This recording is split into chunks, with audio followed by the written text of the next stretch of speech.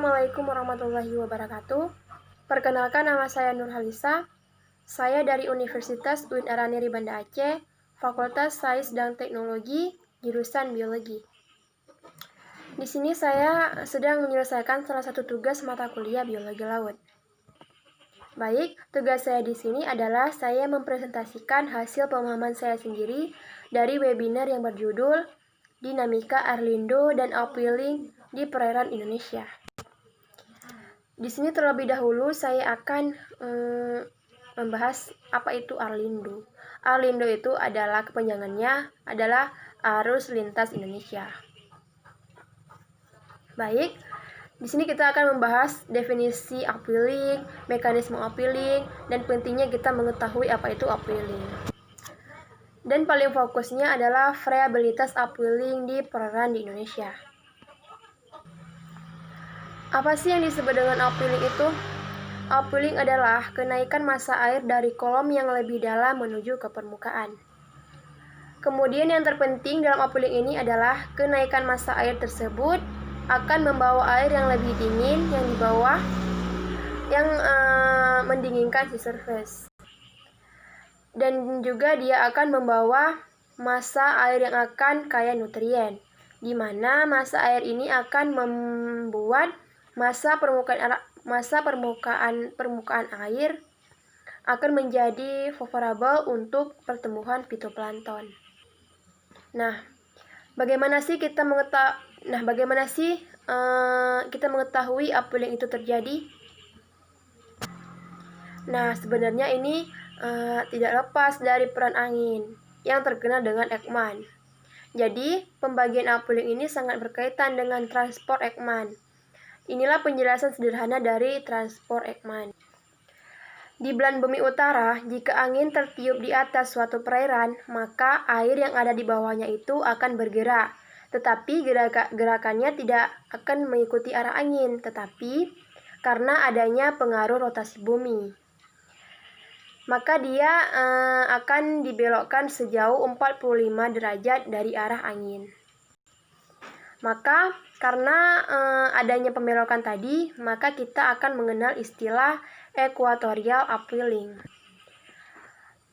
Pada metode El Nino, maka kita lihat pada El Nino saat terjadi pada El Nino, maka klorofil A akan semakin tinggi, sedangkan pada La Nina klorofil akan semakin rendah.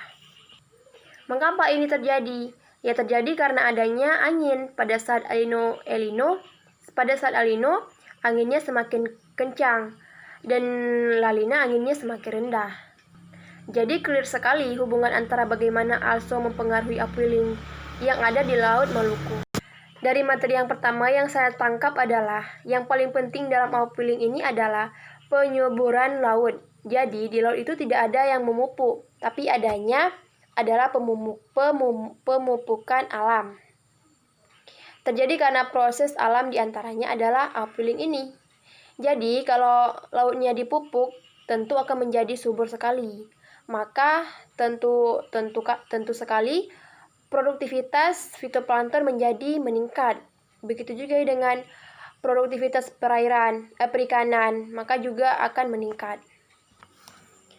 Nah, di sini kalau kita ingin mempelajari itu semua yang tadi, contoh upwelling segala macam ini, maka ini kita harus mengerti dinamikanya. Soal anginnya gimana, pengaruh excess-nya gimana, dan sebagainya. Karena itu juga akan mempengaruhi karena adanya pasang surut. Nah, pada materi kedua, kita akan membahas kenapa Arlindo itu penting. Seperti yang saya jelaskan tadi, Arlindo itu adalah arus lintas Indonesia. Kenapa Arlindo itu penting? Ya karena secara global itu akan mempengaruhi sirkulasi laut dan distribusi panas. Apa penyebab Arlindo? Penyebab Arlindo ini salah satunya prinsip. Prinsipnya akan mengalir dari permukaan yang lebih tinggi ke permukaan yang lebih rendah. Nah, sekarang bagaimana cara menghitung Arlindo transport? Arlindo itu ngitungnya sama kayak ngitung debit suatu sungai. misalnya Sungai Kapuas gitu ya.